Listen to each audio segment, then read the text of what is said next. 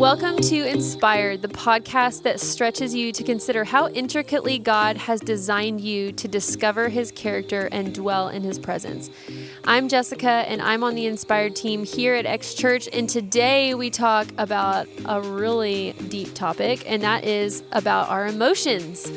We have so many emotions, but so often we do not know how to decode them. And today, Megan, Janice, and I dive deep into talking so much about emotions, so you're going to want to listen in. And before you hear our podcast, press pause, go sign up for our conference. It's October 1st. It is our second Inspired conference. You will not want to miss it. You can find it on our webpage under the Events tab. We would love to see you there, but listen in. Welcome back to episode 7. Woo! Siete.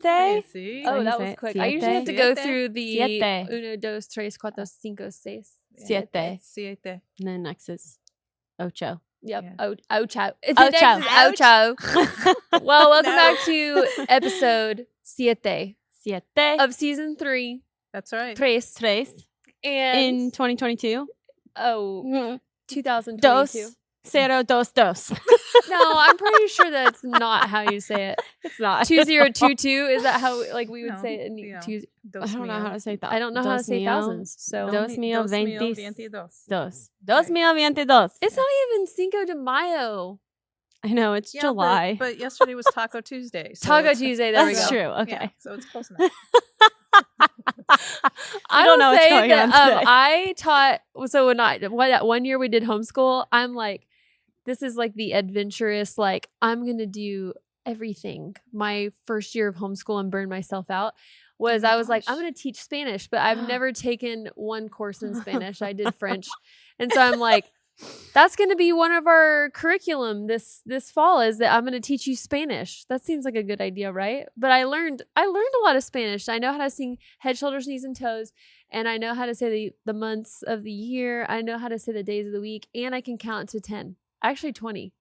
Okay. Yeah. Right. So Dang, you went to double digits. I know, but then we quit Spanish halfway through the year because I was like, who am I and what are we doing? We're only doing math and English. You said no mas. no más. No mas. No más español. So, yeah, I don't know what. Well, they can take it in high school. They'll get their opportunity. Yes, that's right. Okay. Well, welcome back. We're glad you're here. We Hello. finished up our mini series of My Current Blank and what to do about it. And now we're on to something new. So good, Mhm. though. I loved it. It was really good. Yeah, it I learned was. a lot. Today I'm just going to dive into this because I have a feeling this is going to be quite a long episode. You Or say- we need to talk about a whole lot. Did Mhm. you say you have a feeling?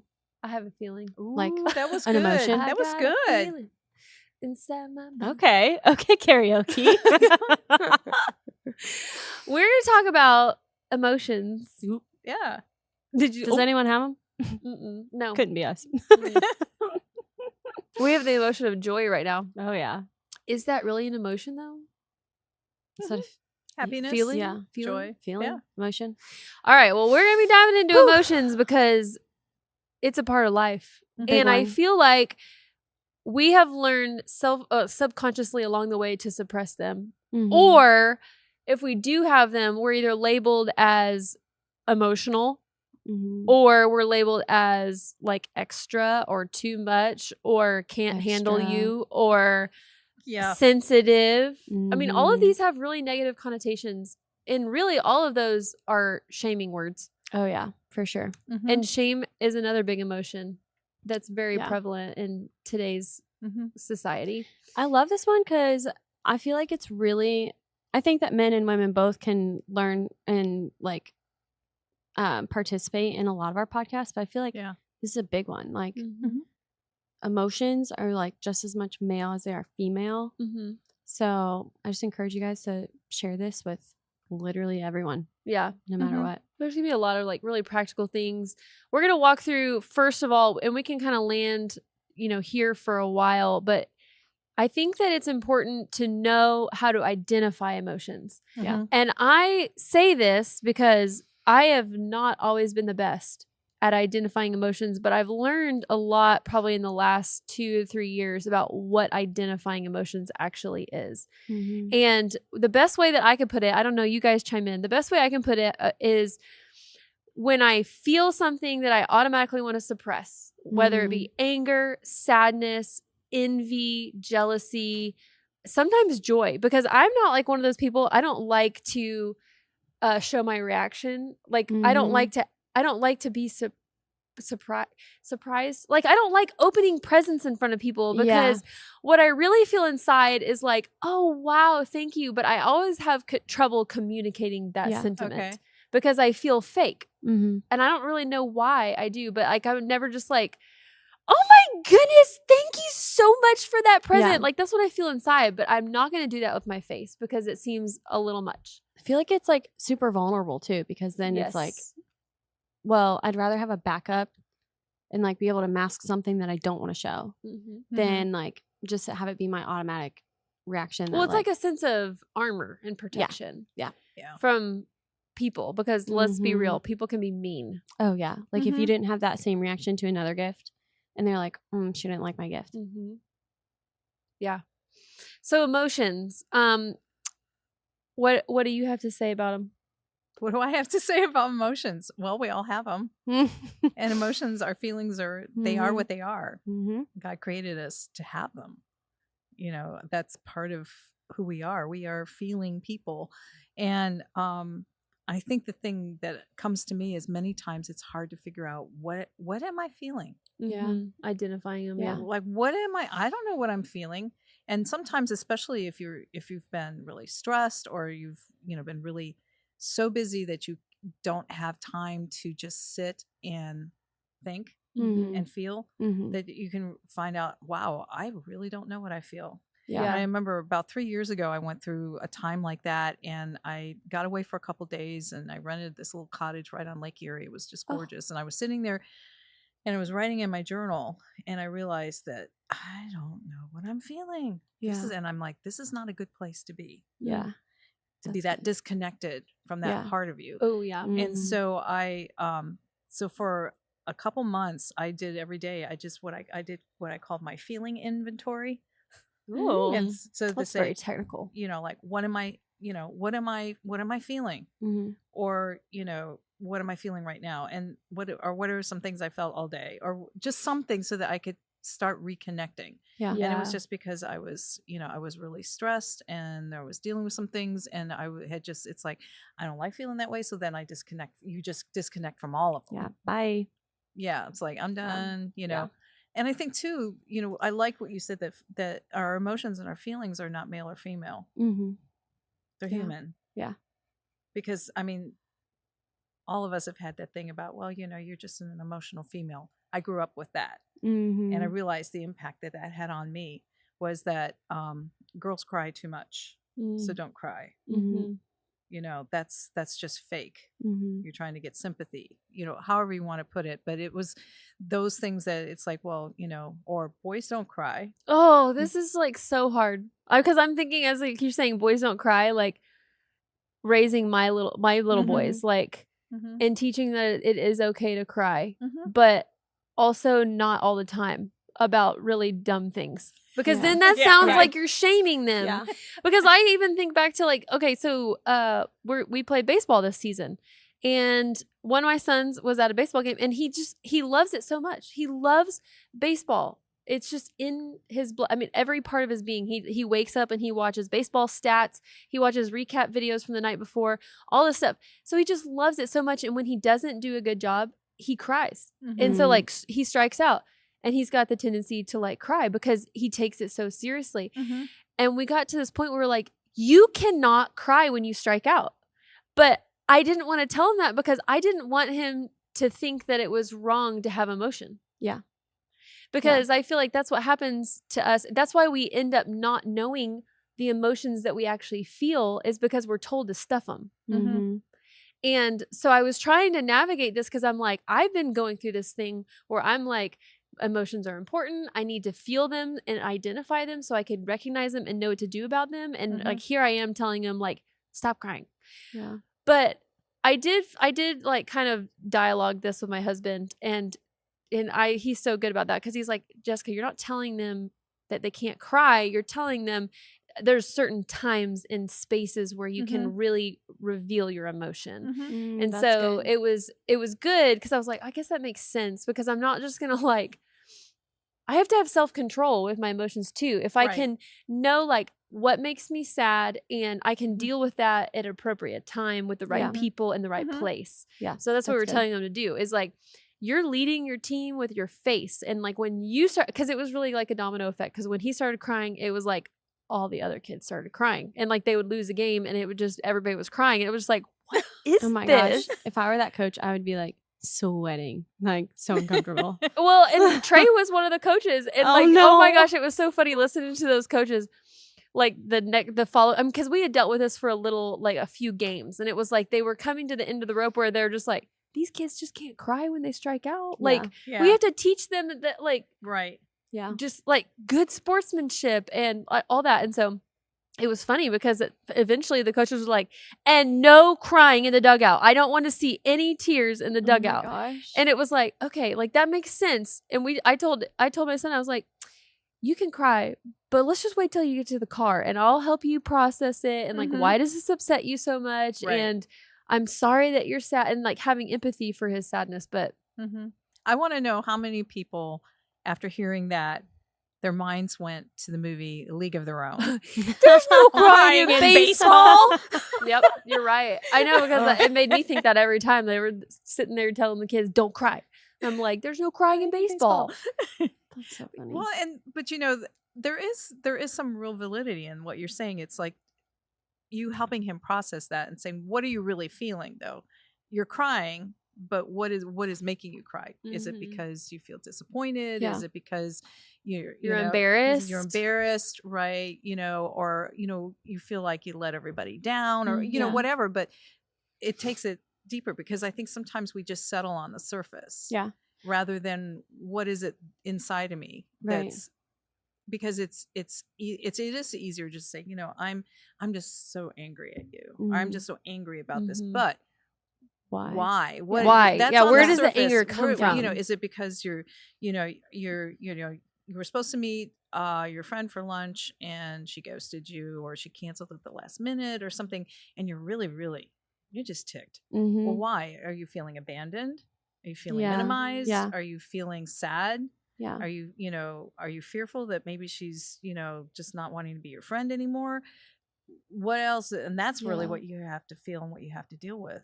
I think it's so important too to just like have conversations about this, even if it's in like a baseball dugout, like even just having a conversation about like, we're going to talk about your feelings, and just making that like a comfortable thing.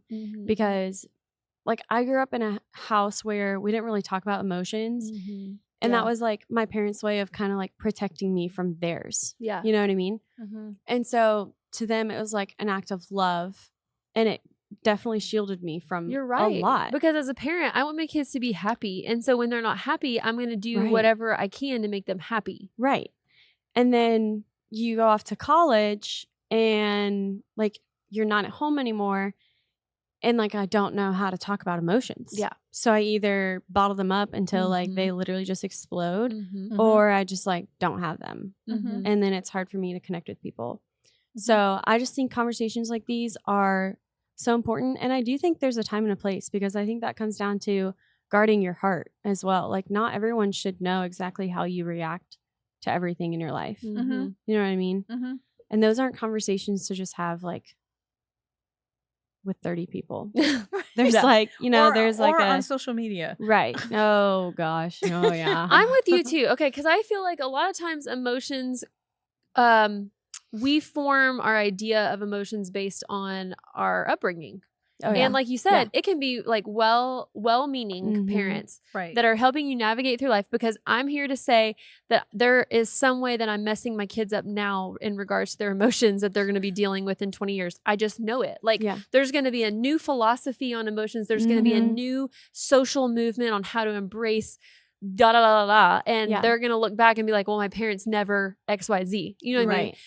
The same way and the same reason I can sit here and say, well, my my dad's not an emotional person, so that's like where I get my stuffing of my emotions from. But we learn that by our upbringing because we model what we see. And so if our parents are stuffing and our parents, you know, Trey and I always talk about this, like the way we dealt with, or the way that our parents dealt with anger between each other. Right. Or like discontentment or arguments or whatever. My parents, they just let it out there for everybody to see. We heard their fights. There was yelling, and like they was just like, we're just hashing it out. This is just an argument. Trey's parents, it was behind closed doors, and like, don't let the kids see that we're angry with each other, and like we'll deal with that behind closed doors. So emotions are just so thick. It's just such a thick web of things, because I can say that I'm trying to figure out my emotions and how they come to be based on my childhood and the way that I was raised and the armor that I've put up to protect myself along the way. And then I'm married to my husband, who has a whole different set of experiences with his emotions. Right. And then we're sitting here trying to parent these kids, trying to help them through their emotions. And I'm like, sorry, bud, I'm not much help, because I'm just trying to figure out how crazy I am. You know what I mean? Yeah. Well, and it's so scary at the same time, because a lot of times, like, our emotions direct a huge part of our lives. Oh, like, for sure. They direct our outlook. They direct our actions. They direct our relationships. So it's like, there's no right way to decipher them, because everyone's emotions are different and based on their unique personalities and their unique upbringings. But if there's no right way, then like, how can we ensure that we're making the right decisions? And so it's just like this, and then that just brings up its own emotions to like add to the pile. So it's this huge, like, delicate web, just like you said, that has a huge effect in how we live our lives, like whether you realize it or not. Yeah. I mean, I grew up in a situation where I was told a lot of times I would be feeling something and I would be told, no, you're not. You're not feeling that. Yeah. Yes. You know, and it'd be like, well, and then as a child, you weren't even like, your emotions weren't even validated. Right. And as a child, then you're like, okay, then I guess I'm not feeling that, you know? And then you start, I don't trust then anything I feel. And it's when you come across to someone, especially, you know, when there's a contention or something, and maybe they're just feeling very discounted. And in a way you're trying to justify yourself and why they shouldn't be feeling that way. That doesn't help, because they're going to feel what they're going to feel. Yeah. But we also have to realize that whereas we are going to have emotions and we're going to feel, that they aren't necessarily reality.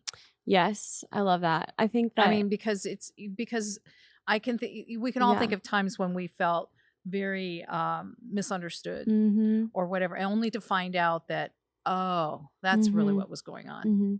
Doesn't mean that I didn't feel that, but that, you know, that wasn't really what was happening. Yeah. I love that you said that, because I've heard it explained as like, you can't talk someone out of their emotions, because that's like how they're feeling. Like, you can't look at someone and be like, you're not sad. Like, that's like you're discounting them. Right. But Janice, like you said, like, is it reality? Is it based on truth? Like, that's something that you could help someone, or someone help you kind of decipher. Like, I know that you're feeling this way. Let's look at why, and let's like kind of dissect the validity behind that.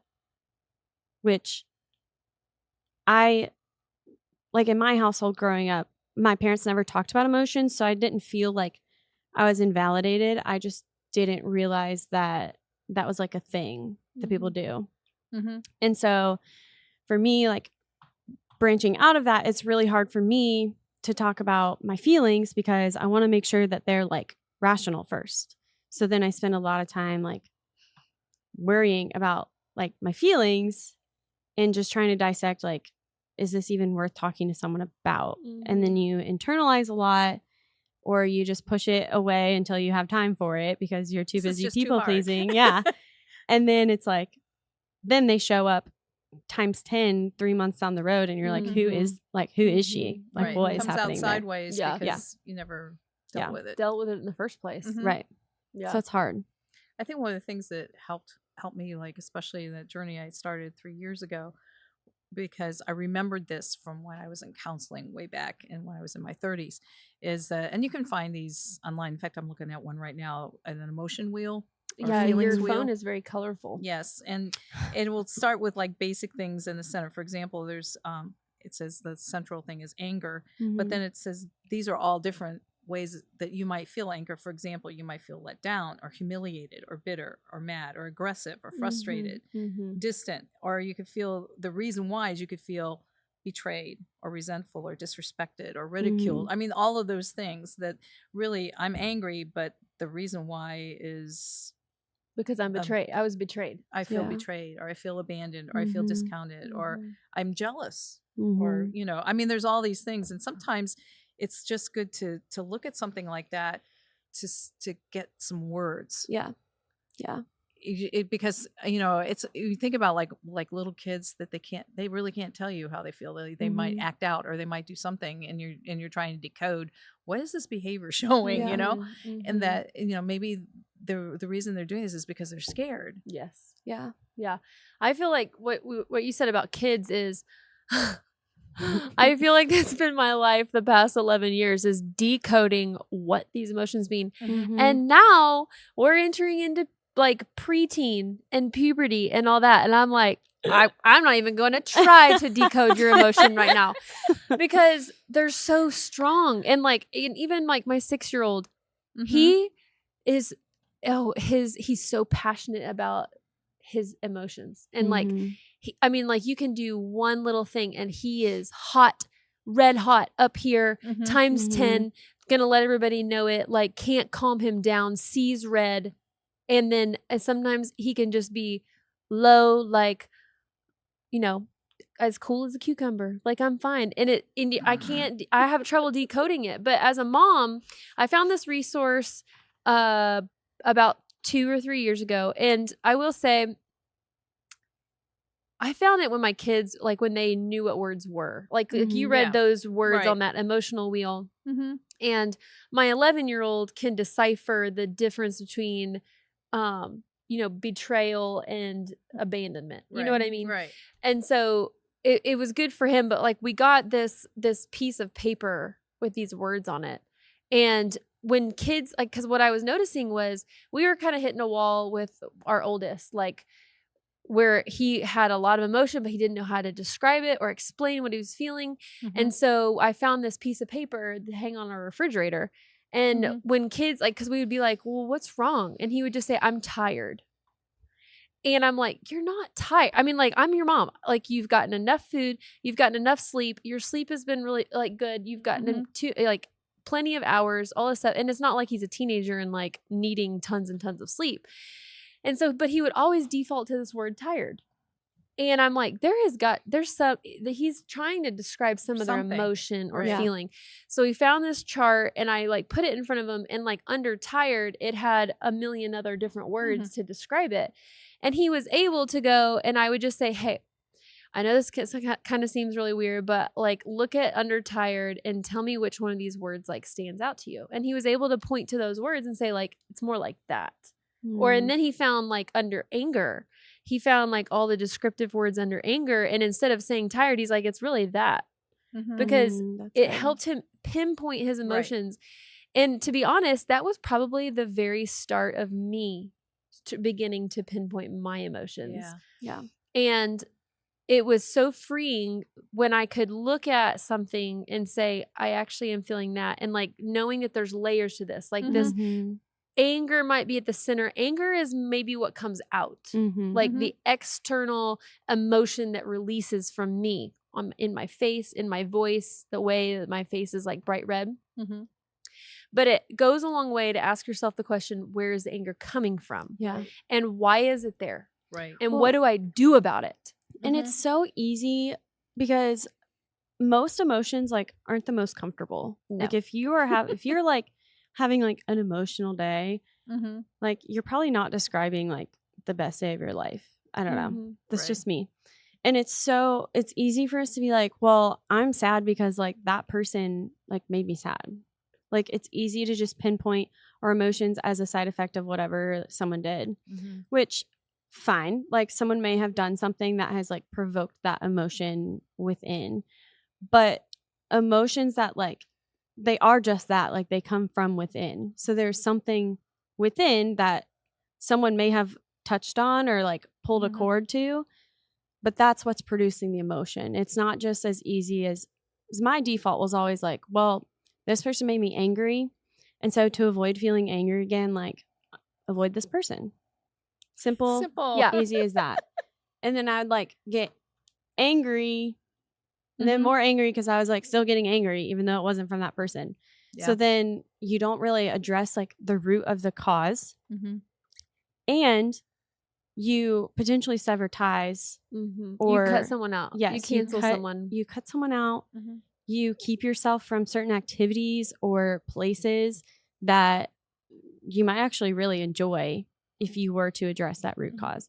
So like the natural, easiest way is just be like, well, that makes me sad. So goodbye, sadness, aka that thing.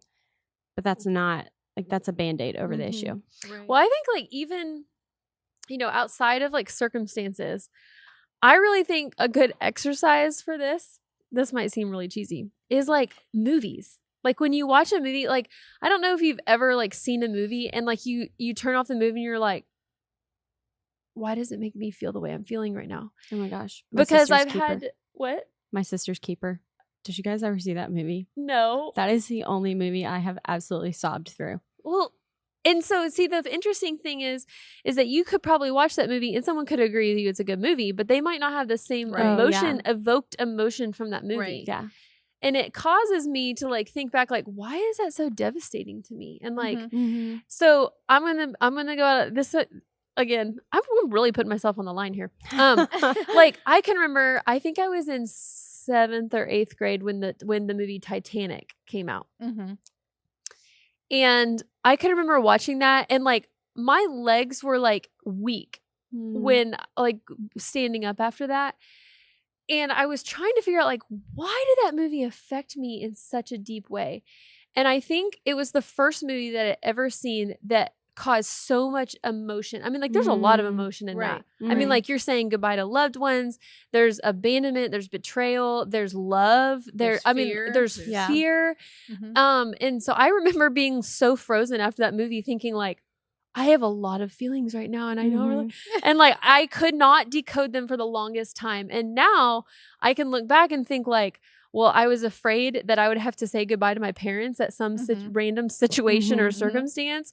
I was afraid that I'd be like ripped away from my true love. I mean, like all these things.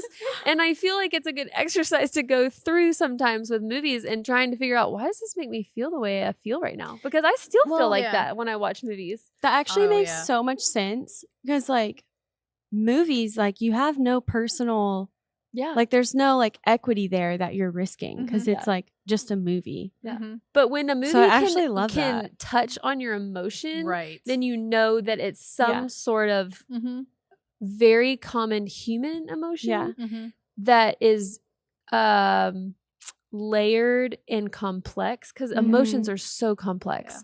And it's worth digging into. Yeah. I'm probably the ideal movie watcher person that they aim towards because how to put it, because you cry at every movie. I get so sucked in. It becomes my reality for whatever hour and a half, 2 hours or whatever. It becomes my reality. And so, you know, I actually am really careful about what movies I go to because they just take me apart if it's the wrong thing. You know, it's like, no, I won't.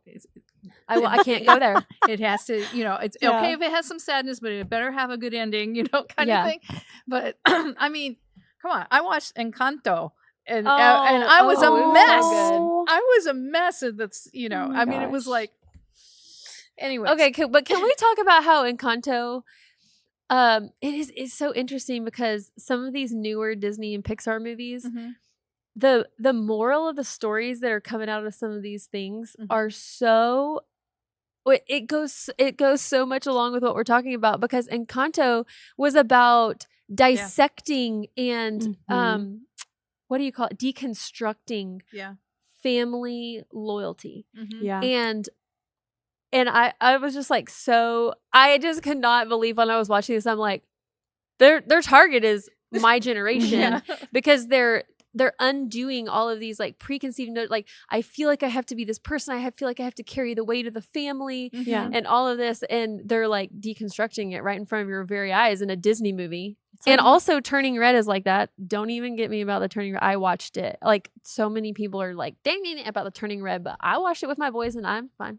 But it talked about deconstructing like strong family values. It talked about an Asian family that like would worship ancestors and they didn't want to upset their ancestors, but the girl in the movie was like finding this like part of her that was just wanted to not be rebellious but just be her, but she was being confined and sucked into one way of life, and she had to like go through this freeing, you know, aspect of I need to be my own person, and her family granted her that freedom. And so I think that, wow, you really have me thinking about movies now because I've like never thought of them like that.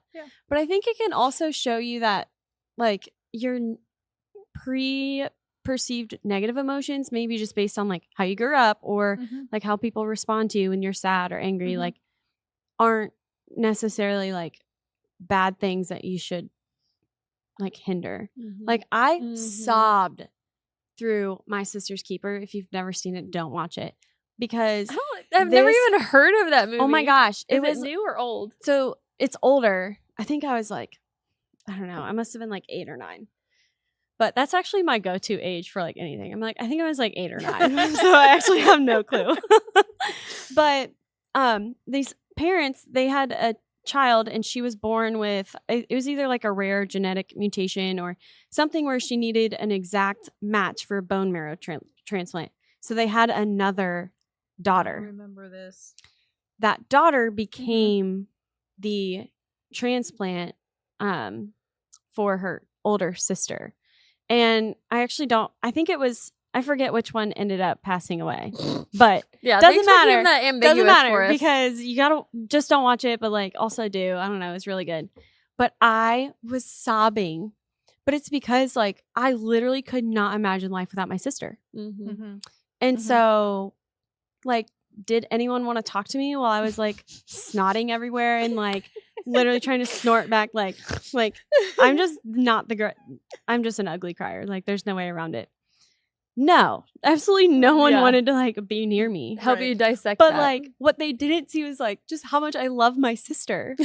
So like that's so good. Movies, I'm all for that. I love that. Yeah. I think too, like I think that's the case a lot of times, and I think that's why dissecting your emotions is worth it. Because like when I was packing for Hawaii, I shared this with you guys. This is my first vacation I've ever taken with my now husband, which yes, that's my favorite thing to say. I'll probably say it a billion other times. Now husband? Don't you can judge just say me. Husband. Okay, yes, I'm going to do that. My now husband. It's like, what is He'll also be my later husband. My forever husband. Okay. I'll just go the extra mile. My forever husband. But like forever home. Yeah. This is our forever home. Sorry, Jordan. He listens to all forever these. He's probably like next on Spotify right now. But we were packing for Hawaii, and like he was done packing in like 8 minutes. Of like course. Literally, it's just I have all my shirts like folded the same size and like in different. Of course, Marie you did. Like, Kondo. yeah, it's all very. And he's just like, yeah, khaki shorts, swim trunks, like it fits. I can zip it. We're good. Like good to go. Like. Shaving cream not in a bag because he's not worried about it like exploding on his clothes. And I'm like itching. Like I'm literally sweating thinking about his shaving cream exploding in the bottom of an airplane all over his clothes. He doesn't care. Why do I? I don't know. But it took me like 2 hours to pack. And he was frustrated because I was taking so long. And I was frustrated because I was taking so long. And I was like, well, I got like frustrated that it was taking me so long, and I got frustrated that I had to pack all this stuff like our sunscreen and like medications that we both might need, and like I packed a steamer because we had like shirts that were folded up and would be wrinkly and all this stuff, And so it was like all these items that like we both would need, but he didn't pack them. Yeah. You did. I packed them. Right. And so I was like frustrated because I had all these, like, I'm married now, like I'm packing for the two of us. Like, obviously it's going to take me longer. And then I was like, because I just want to say, just wait till you have kids. oh, I said that to him. I was like, because my bag was like 59 pounds. Like, we had to stand in the airport and move stuff around because it was over the weight limit. And I was like, I have no idea what's going to happen when we have kids. I'll read a book about it and be prepared. Yeah. Or you'll just depend on Jesus. Yeah. I'll just dive in to TSA like and be like, sorry, I'm covered by the Lord. So you can just ignore that extra 9 pounds. Thanks. That's how it works. But I was getting so frustrated. And then I was like, why am I so frustrated? Because Jordan would never in 87 years request that I pack a steamer on vacation. Like, he's not worried about wrinkles in the clothes. I am. And if he needed something, like, he would pack it. Like, he's not like someone who's not self-sufficient. Like, he knows how to pack. But for some reason, I took it upon myself to like add all these things to my plate on behalf of no one but my own expectations. And so then I was like, okay, I'm so frustrated because I've added all these things to my plate. Why did I add all these things to my plate? Because I want to have an amazing vacation with my husband and I want him to have everything that he needs. Okay. He tells me all the time that literally all he needs is like me, like to spend time with me. And so then it was like dissecting that. Meat. I was like, no. Food? Like, I'll be fine as long as I can have meat. I'll pack the turkey in my suitcase. I actually did pack pots and pans because I have a severe gluten allergy and I take them everywhere. But that's beside the point. But and that too, I was like, why didn't you pack the pots and pans? And it's like, literally no one packs pots and pans to vacation. But I like just dissecting that even then, like in that process, like brought me down. And I was like, yeah, these things that I'm packing, which is a super like base level example, but these things that I'm packing are so much smaller now in comparison to the reason I'm going on this honeymoon with my husband to spend time with him because we just got married and this is like the best year of our lives. Right. So then it was like, I don't care if I forget the laundry detergent pods that I'm probably not going to use anyways. And it just like brought me down. So even in the process of identifying like the root of that, I was able to kind of reverse it in a way because I wasn't frustrated after that as much as I was just excited to get there. That's a good example though of like rerouting your emotions because you can't reroute your emotions unless you identify them first. Yeah. And then I think learning to navigate the emotions is like walking through them, knowing what to do about them so you can get to the other side of them. Yeah. I think that's why I'm so, when you think about it, it's so great that in the Bible that there's so many things that address emotions. You for example, you look at the book of Psalms and it's like you can find it all. The writers of the Psalms the whole gamut. Yeah, they were depressed, they were suicidal, they were happy, they were joyful, they were afraid. felt abandoned, they felt they grieved, they lamented, they did all of these things, confused, right, all of it, and so they were aggressive, all this stuff, but it was all there, which again to me validates the fact that that's the way God has made us. He made us that way to have feelings. I think I was thinking and listening to the two of you of like my own upbringing, that there were so many emotions that it was shameful to feel that, and so you were, if you felt that, then you were shamed, to, whatever you're, like for example, like to be frustrated to the point where you start to cry, that kind of thing. And it's like, you don't have a right to do that. That's ridiculous. So, and then as an adult, then finding that if I got to, those places, it was like, I'm, there's something wrong with me. I'm bad. I'm too emotional. I'm too much, whatever, all of those things. And so therefore I shouldn't be feeling it. I need to stuff it. I need to just set it aside. You know what the funny thing is as you're talking, I'm thinking like I can identify with those things of like told that you don't need to be feeling that way. Mhm. It was like, it wasn't, my parents never said like you're not feeling that the way. They would tell me that you don't need to be feeling that way. Mhm. Because have you ever, and I have probably said this in my lifetime, is like with my kids, is I think a cheap way of fixing this problem is to fix it by saying like, at least you're not blah blah blah blah, Yeah. or like I don't like my food on my plate. Well, at least these are not starving like all the kids around the world. Yeah. That's not an appropriate way to deal Yeah. with like someone's discontentment with their food. I Right. mean, like because it is shaming, because it's saying like, well, you should be grateful. Like Mhm. you can't feel the emotion that you're feeling because you should just be grateful. Mhm. And I think that's like a pattern that I got caught in as a kid, is like, well, at least I'm not this, or like whatever. And I'm just grateful. And what it was is it did teach me a heart of gratitude, but also made me feel bad for all the other negative emotions that I had sitting Yeah. behind that comment. Yeah. Mhm.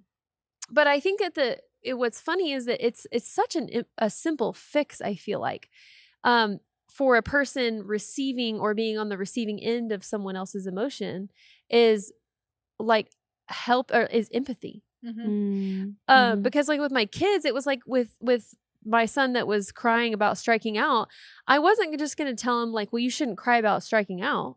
Mhm. Right. I can say, I can see you're sad about and how disappointed you are that you struck out, or I can see how much you love baseball, that striking out makes you so sad. Mhm. Yeah. And then go from there to say, like, help him identify that it's sadness, and just say, you know, you can get him again next time, or like, you'll have another time to bat, or whatever. Yeah. And all it took was just landing with him in empathy to say, I see you, I hear you, Mhm. and I like, think- let's go forward. I think that establishes a lot of trust too Yeah. between people, because I'm not seeking like emotional advice from someone who always shuts down my emotions. Like that's the last person Yeah. I'm going to go Right. to. And so I think that when you extend that empathy and you tell someone like, I see you and I hear you and your emotions are valid, and like, I care about you so much that I want to know why you're feeling that way. Mhm. And I want to get to know like the you behind that emotion so that I can help prevent it next Yeah. time. Yeah. And I think that is so crucial in developing like deep, intimate relationships. Mhm. And it's crucial when it comes to like avoiding putting that shame on someone for what Yeah. they're feeling. Yeah. I mean, I think it happens a lot of times when people are suffering in some way, you know, whether it's grief or, you know, anything, that they're in a place of suffering, that, you know, when somebody goes to them and says, kind of like we just said, well, at least it's not, Yeah. you know, whatever. Well, it discounts the deep emotions they're feeling in that moment. Right. So, because you're basically telling them you're wrong. Yeah. You're wrong for feeling that. You shouldn't be, because it could always be worse. Or you could be this person over here that's dealing with, you know, a terminal diagnosis. What are you so sad about? Or the other one is okay, you've been sad long enough. That's be done. You're done. Yeah, be done. Because, and underneath that for them is because you're making me uncomfortable, because you're not on my time schedule, and I'm kind of done with this. And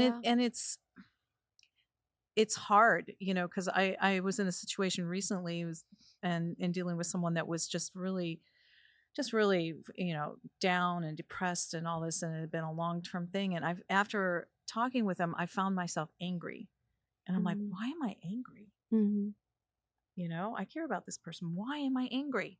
And I had to sit and just say, Lord, I don't understand why. I mean, there's That's another good thing of just asking. Yeah, it's like, why am I angry? And it was more like, it's because I feel like I can't fix or help. And so therefore what's showing up on the outside is anger, and where instead it's more, what I'm feeling is I'm feeling inadequate and not able to help, and I want to, and I can't.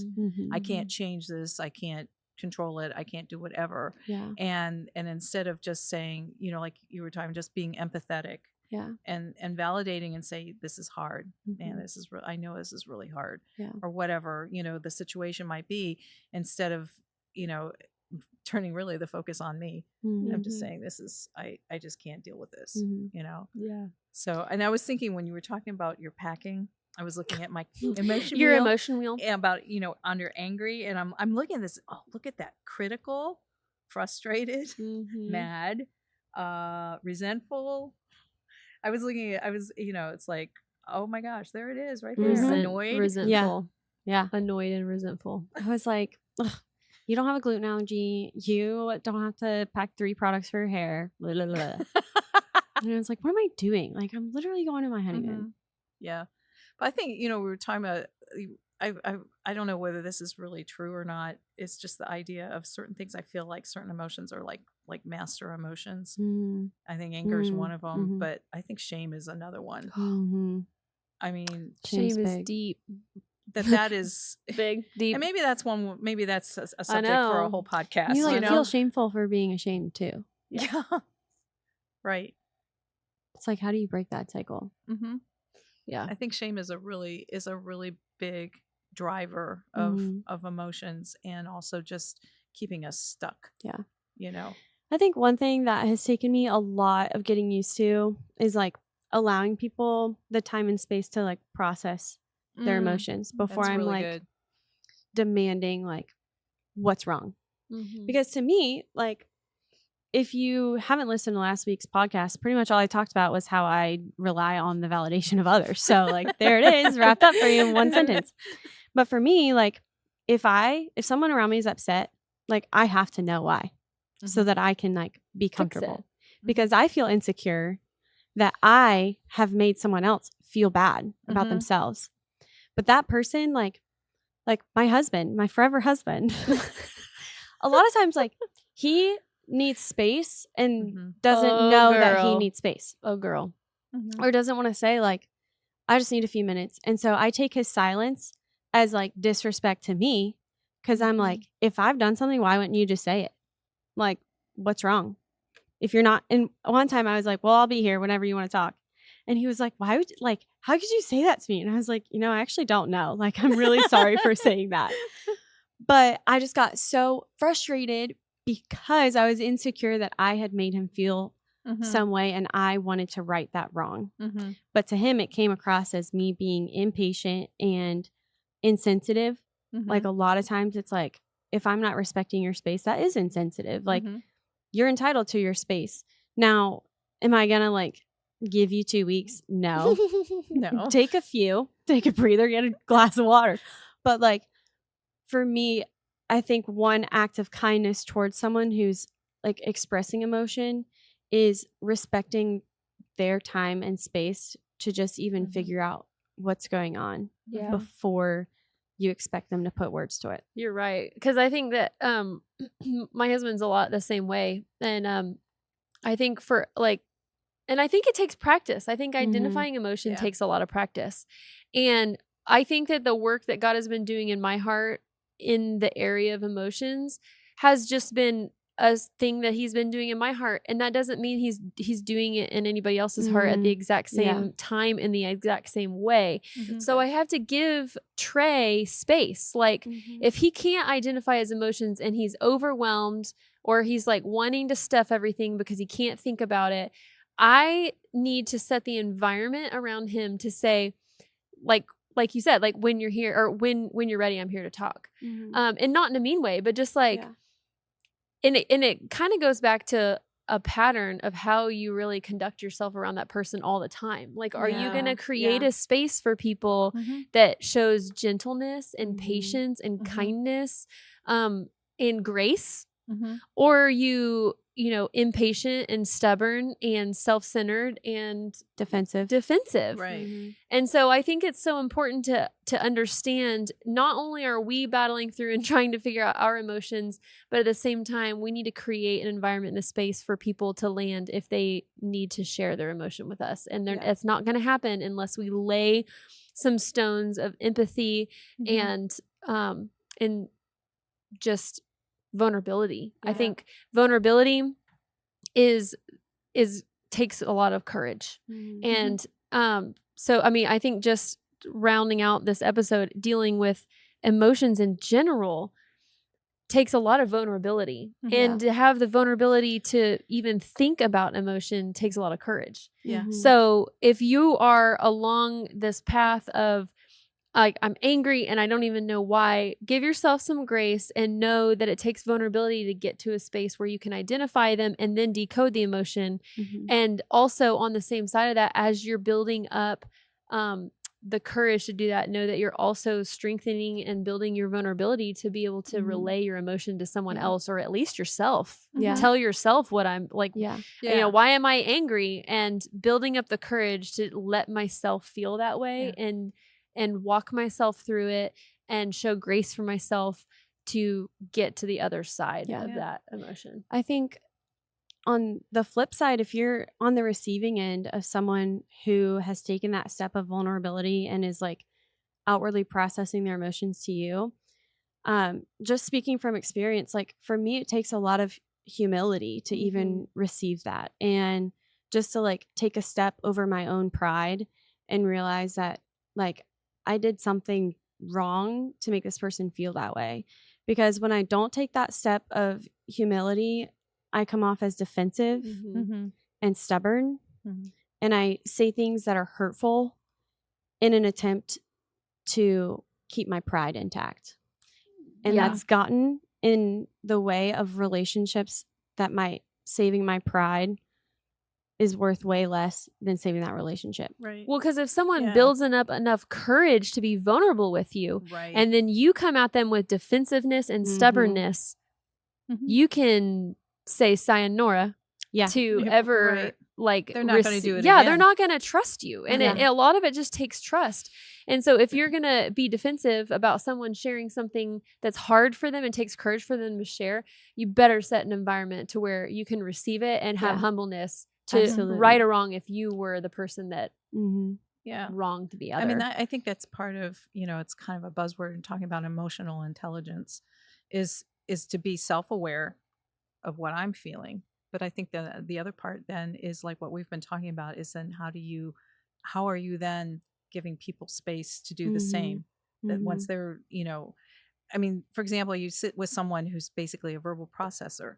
They're going to just go on and, you know, and like until they word vomit. Right. Word vomit until they can figure out, oh, that's it right there. Yeah. That's what I'm feeling. That's where, you know, that's the crux of it. And then to be able to give that person that gift of listening and validating their feelings and just helping them to work through that is just, that is a gift. It's a precious thing because then they end up feeling seen and heard and valued. And you are, I think you know, at that point you're just modeling what Jesus would do. Yeah. That's you know? so good. Yeah. But it's not always easy to do, you know, because especially, you know, I always think of it like with my kids when they were younger and even as adults where it's like, you know, you had a stressful day, you've had all this and your emotional tank is not exactly at the warm and fuzzy level, you know, and then your kids come in and, you know, they've had this crisis at school or whatever, and they're just like, blah, you know, and you're just, you know, all you want to do is just like fix it and dismiss it and be done because you just don't have it in you, you know. Those are the hard places, but also they're the places where you can go to them out. And if you do, you know, I've done that many times with my kids to just go back and say, I shouldn't have done that. I am so sorry. You know, let's sit down and talk because that must have been really hard when, you know, you know, the guy that you've, you know, wanted to get to know and stuff, and you just saw him with this other girl or whatever, you know, whatever it is, you know. So it's a gift that we give to others. And in a way, it's a gift we give to ourselves because we learn from somebody else. It's like, oh, yeah, I felt that too. Yeah. And I think that in the grand scheme of things, if you take a situation where someone's vulnerable and you're defensive in return, like both parties lose something, whether it's trust or outlook or like even just feeling invalidated, not just feeling invalidated, like that's a big thing, but both parties in that situation like lose something that they could have had time in gaining out of that. And when you look at it, like I might have to step over my pride to receive this and be able to talk about it and like realize what things I did wrong. But through that, the other person gains acceptance and validity and feeling seen. And I gain insight on like how people receive me. Yep. And so if I can take this and apply it to future relationships, like then the gain is exponential because you learn, just like you said, like you learn about yourself just as much as you learn about that other person. Yeah. And I'm someone who is an internal processor, but I'm married to an external processor. So he's taught me a lot about like letting him in on my emotions because that's not my first thought in the morning. And so sometimes for me, it's just like, I am feeling like this and I don't know why. Yeah. And then to him, he's like, okay, well, let's try and do this. Let's try and do this. And so you can learn a lot from people who feel differently than you. And you can learn how to communicate best with each other, like through those differences. Yeah. That's one thing that we've really like had to get used to is he has no problem sharing his emotions. But then I'm like, let me make sure that all of mine are like they sound nice and it's accurate before I say them. Yes. Because I don't want to be wrong. And if they're inaccurate, dismissed until 3 months later when he like moves the spoon the wrong way and I'm like, like freak out, like explode. Yeah. But that is something that like has been so fruitful, but is so uncomfortable. Yeah. And it's just, this is what I'm feeling. Like when we were packing, I was like, I'm just feeling frustrated. And then he started talking about like, we're going snorkeling and we're going to go zip lining. And then it's like, okay, like I feel lit about our honeymoon now. Yeah. So it's like taking that step of discomfort to find common ground with someone that you're speaking to. And it just makes a world of a difference. Yeah. For both parties. That's right. It's good. There's so much to unpack about emotions. Oh my gosh. Obviously. I mean, like there's people that spend lifetimes studying emotion, of course. Yes. Which, by the way, I always love dropping resources, but a great emotional expert is Brene Brown. And I don't know if you've ever heard of her, but she has done, she's really devoted her life to studying emotions and how they, what they mean to us personally and how we can handle them socially. And so I think her newest book, she has several books, but her newest book really is centered around emotions. And it's called Atlas of the Heart. And so if you want to do a deep dive into emotions, I mean, it's literally like an atlas. I forget what those are. What is that? Like a map? Right. A book of it's like, this is a map of France. Oh, this is a map of world and atlas. So she lays it out like a map of your heart has so many different emotions that you experience at different levels at different times. And so she goes in and she literally defines emotions, not for like Merriam-Webster, but like emotions in her own words and like based on the research that she's done with several other doctors around the world to talk about emotions. And it's a great read. I am probably a fourth of the way into it, and it's invaluable. I mean, I know it's going to help me. It's going to help my family. It's going to help the way I interact with people. It's going to help. It's going to help a lot. And so, since emotions are a part of our everyday life and we can't escape them, no matter how much we want to stuff them or sweep them under the rug, we will have to deal with them. And so better to know how to deal with them than to just act like they're not there. Yeah. Because I feel like we can get into that cycle pretty easily. So they're worth investing in. They are. Yes. And that's what I was thinking about, like how you were saying that it almost becomes a win-win, that when you choose to venture and find the courage and the vulnerability to name your emotions and decode them and know what to do about them, not only are you winning, but everybody else around you is winning too, and they're learning from you. I mean, like a lot of times when we are willing to be vulnerable with our emotions, we're being a pioneer for other people as well behind us that are watching us and knowing it, because really when we decode our emotions, we become more free. We come to another place of freedom, and people look at our life and think, I want that freedom as well. And so decoding your emotions has a lot. Because it's unique to you in many ways, how you react or how you feel. And so you're just becoming more you. Yes. Yeah. Oh, yes. Oh, that's so freeing. I love that. So true. Well, we're glad that you joined us today. This was an amazing episode. Thanks. Yeah, I love this one. Talking this out, and check out the resource that we gave you. Also, don't forget to sign up for the Inspired Conference. Oh, come on. And if you want to hear a topic talked by us, and just kind of like all the way out there. I mean, like we let it all hang Literally out. anything. That's right.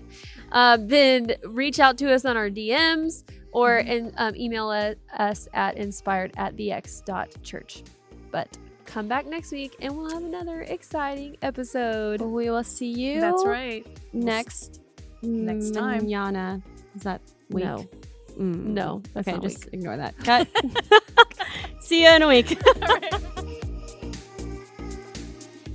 Thanks so much for listening. Our hope is that everyone who hears these episodes, near or far, would know that the invitation at our table is always open. You might not be sitting at this table, but our desire is that you would join in on these conversations. So if you were inspired by today's talks, send us an email at inspired@thex.church. We'd love to hear your thoughts, stories, and questions. And as always, don't forget to rate and review wherever you listen to podcasts.